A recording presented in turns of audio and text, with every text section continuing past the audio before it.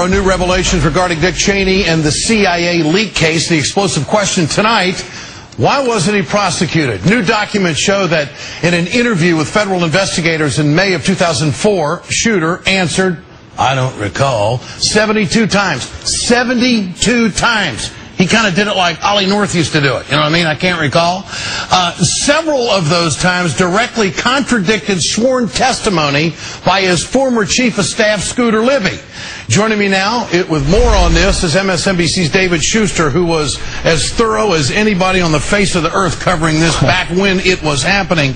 David, you read this over the weekend. What were your impressions? How could Prosecutor Fitzgerald miss on this? Well, and that's what's so shocking, Ed. I mean, it wasn't just that Cheney contradicted the sworn testimony of Scooter Libby, which was played at Scooter's trial. He also contradicted documents that Libby created. Cheney also contradicted people who were supposedly friendly witnesses to Cheney, like Kathy Martin, who was his press secretary, who testified that she went into Cheney's office to talk about Joe Wilson with Cheney and Scooter Libby. Cheney didn't remember any of that. And here's the most interesting sugar plum of all in this. And remember how Vice President Cheney would get these CIA briefings every morning? He would have somebody from the CIA who would give him an update on events around the world. Well, one of those briefers testified at trial. His name was Craig Schmall, and he testified about a time when Cheney asked for information about the Wilsons. So Schmall writes down notations on the documents.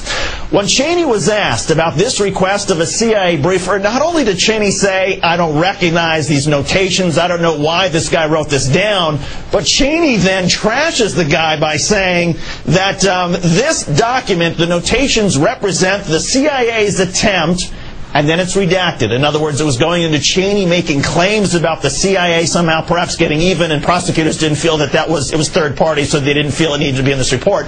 But after all of this, after being briefed for so many years by a CIA briefer, the idea that Cheney would try to throw him under the bus and say this was all part of the CIA's effort to get even with him, it's nuts. David, I've spoken to a number of people today who have written books on Dick Cheney. One of them, John Nichols of The Nation, he says if there's one thing about Dick Cheney, he does have a phenomenal memory. And it's an absolute joke that 72 times in an interview he said he couldn't recall. I'm just amazed that the federal prosecutor allowed this to slip the way it did, which I think average Americans out there are thinking this thing was cooked from the beginning, that Cheney was hands off.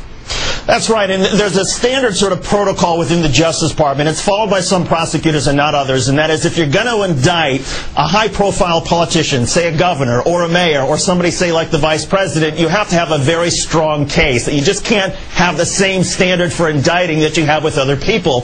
So clearly Prosecutor Patrick Fitzgerald was following this, but again, the irony is when you look at the Cheney interview, and remember the Cheney interview came several months into the investigation, it was essentially Cheney had more holes in his testimony, Ed, than Scooter Libby. And remember, it was Scooter Libby was the one who got indicted and convicted. And so you can only presume, in talking to people who know Patrick Fitzgerald, he was extremely cautious. He was somehow hoping, or maybe betting, that Scooter Libby would eventually become a state's witness to avoid jail time. And there was one instance when they might have been close, and that is before Scooter Libby went to trial, we reported and others reported that Libby's friends had urged him, cut a deal with Fitzgerald, cut a deal, avoid the trial, say the truth about Vice President Cheney. Libby refused. Libby went to trial.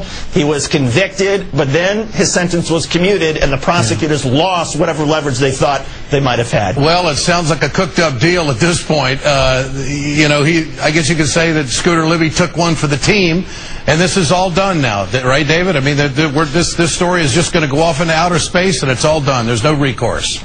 Yeah, other than the history books, which will look at this chapter and say Vice President Cheney couldn't recognize what his own handwriting implied in some of this, but he could remember some of the most excruciating little details about trips that he made the same day. I mean, that's what will go into history's judgment. But there's one other aspect, Ed, and that is there is a civil lawsuit that an ethics watchdog group has filed. So I suppose there's some potential there in terms of civil liability. But as far as a criminal investigation, it's long gone.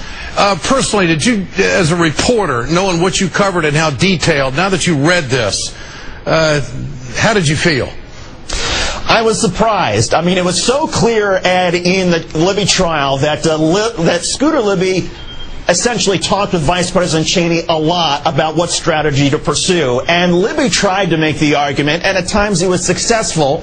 He made the argument, look, we were just pushing back at a critic. Where Libby got tripped up was over his allegation about reporters. So you could make an argument if Cheney wanted to, hey, this guy was going after us. Of course I was talking with my chief of staff about trying to hit back and undermine him. The problem is that Cheney, for whatever reason, maybe he got spooked by the fact that a CIA agent was outed. He was so careful that he decided to go to the extreme and deny, to the extent that it's almost impossible to believe, to deny that he had any involvement with guiding Scooter Libby, that he could remember anything, that any of the documents were his own. He went to an extreme, and again, that's why it's so shocking when the evidence was there that he and Scooter Libby were joined at the hip on this.